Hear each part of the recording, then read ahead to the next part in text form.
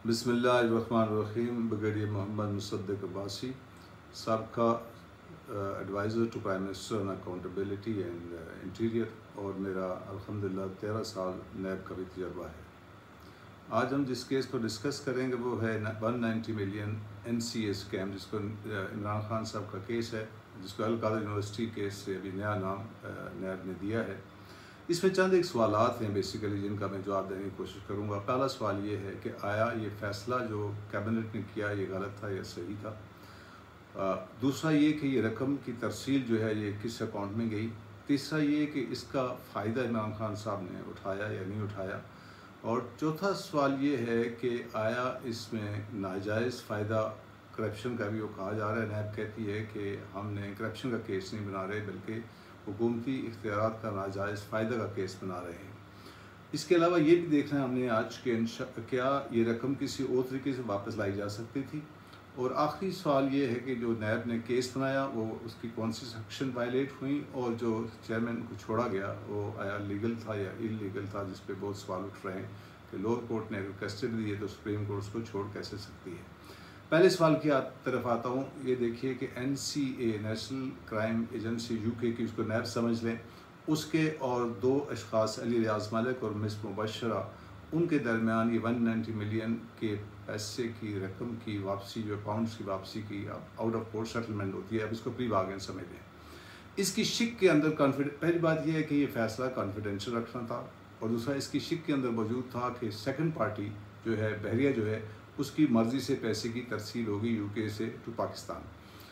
ये मायदा जब पाकिस्तान के पास हुकूमत को प्रेजेंट किया गया तो उनसे इस बात रिक्वेस्ट की गई कि आप इस मायदे की तौसीक करें और राउटिंग के लिए यानी कि पैसेज के लिए पैसे को वहाँ से UK से सुप्रीम कोर्ट के अकाउंट में आने की इजाज़त दी जाए।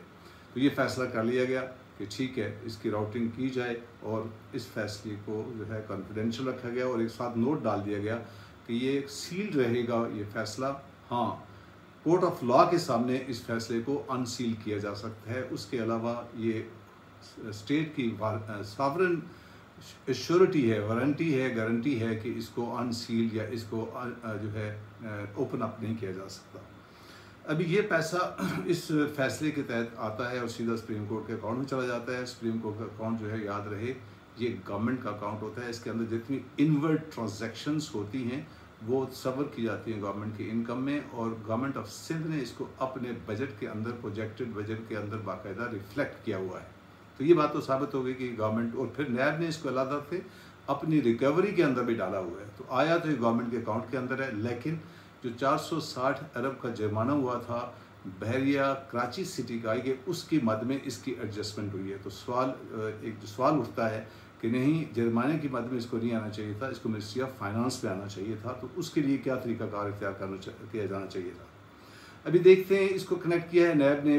पहले इस तरफ आते हैं, नैब ने इसको कनेक्ट किया है कि फ़ायदा दिया गया है इमरान खान साहब को, यानी कि miss use of authority establish है कि आपने किसी को फेवर दिया। और याद रहे कि 1 साल पहले इस ट्रस्ट की ज़मीन यानी कि 450 कनाल ज़मीन बुशरा खान साहिबा के नाम पे की गई एज अ ट्रस्टी, और उसके 1 साल के बाद ये जो है डिसीजन कैबिनेट दे दिया। तकरीबन 1 साल, 9 माह या 1 साल बनता है।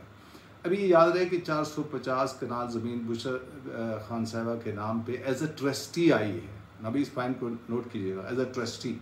जो ट्रस्टी रजिस्ट्रार के पास मौजूद है, उसकी सेक्शन 5.1 कहती है कि ट्रस्टी किसी किस्म का इस मनकूला और गैर मनकूला जायदाद, बिल्डिंग्स, ज़मीन से ज़ाती फ़ायदा नहीं उठा सकता।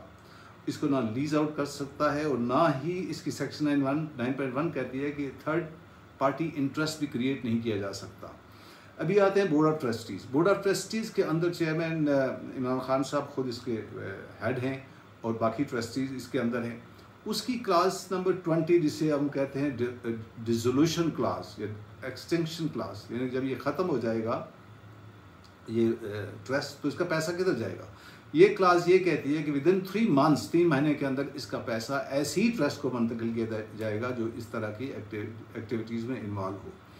ये जो यूनिवर्सिटी थी और किस तरह की एक्टिविटीज़ थी, ये यूनिवर्सिटी इसलिए बनाई गई थी कि ये इस्टेब्लिश किया गया कि इस वक्त कौम के अंदर जो इखलाकी इनताद की वजह है वो सीरत नबी से दूरी है। तो उसको इनकलकेट करने के लिए फ्यूचर लीडरशिप को जो है सूफीज़म, शरिया और मॉडर्न एजुकेशन का एक मिक्स करके स्कॉलर को पैदा किया जाए, ताकि एक तरह करेक्टर बिल्डिंग के अंदर एक ये यूनिवर्सिटी रोल अदा कर सके। इस तरह नमल जो है वो सोशल साइंसेज में अंदर रोल अदा कर रही है। और ये भी याद रहे कि 31 जनवरी 2023 की जो रिपोर्ट है जो गिज़ाउद्दीन ऑडिट कंपनी ने बनाई है, उसके अंदर उन्होंने एस्टेब्लिश किया है कि तमाम मामला जो इस ट्रस्ट के हैं वो एज़ पर बाय लॉज हो रहे हैं। इससे ये साबित हो गया कि ज़ाती फ़ायदा ना इमरान खान साहब ने उठाया, ना बुशरा खान साहबा ने उठाया, लिहाजा ये मिस यूज़ ऑफ अथॉरिटी का केस नहीं बनता। अच्छा, अभी इस तरफ आते हैं कि आया इसका और कोई तरीका भी था पाकिस्तान में लाने का। तो इसका दूसरा तरीका ये था कि हम इसको डिनाई करते, पैसा वहीं पे रह जाता, हम एक केस बनाते और यहाँ से मनी ट्रेल को लेके जाते हम यूके तक। इस तरह से ऑफशोर गया, ऑफशोर से यूके में गया, तो फिर हम साबित करते। और ये याद रहे कि ये दोनों अशखास जो है रियाज मालिक और मिस मुबशरा जो हैं, ना ये पैप हैं, पॉलिटिकल एक्सपोज पर्सन भी नहीं है, और ये पब्लिक ऑफिस होल्डर भी नहीं है। तो ये सिंपल मनी लॉन्ड्रिंग का एक केस बनता और फिर ये मिनिस्ट्री ऑफ फाइनेंस में ये पैसा आ सकता था। इसलिए तकरीबन 8 से 10 साल लगते। ये सिविल इन नेचर होता और हम ऑलरेडी $100 मिलियन खर्च कर चुके हैं लिटिगेशन में, यूके और बाकी कंट्रीज़ में। आज तक का रिज़ल्ट 0 है। तो जो हुकूमत को जो बताया गया वो ये है कि ये लॉन्ग ड्रॉन प्रोसेस होगा और इसके अंदर जो है जीतने के चांसेस बड़े कम हैं, क्योंकि हमने अभी यहाँ पे पाकिस्तान में 7.5 अरब का शहबाज शरीफ का केस बंद किया है, जिसमें establish shut and open and shut case है, जिसमें टीटीज बाकायदा यूके से आई हुई हैं, जो ऐसे लोगों के नाम पे आई हुई हैं जिनका जो कभी यूके जिन्होंने विजिट नहीं किया। तो इस एनालॉजी पे यहाँ पे केस बनना और उसका आगे चलना भी एक बहुत बड़ा मुश्किल काम था। इसलिए नैब ने हुकूमत पाकिस्तान ने फैसला किया कि नैब की वो कैपेबिलिटीज़ नहीं है, लिहाजा इसको इस तरह से रूटिंग की जाए पैसे की।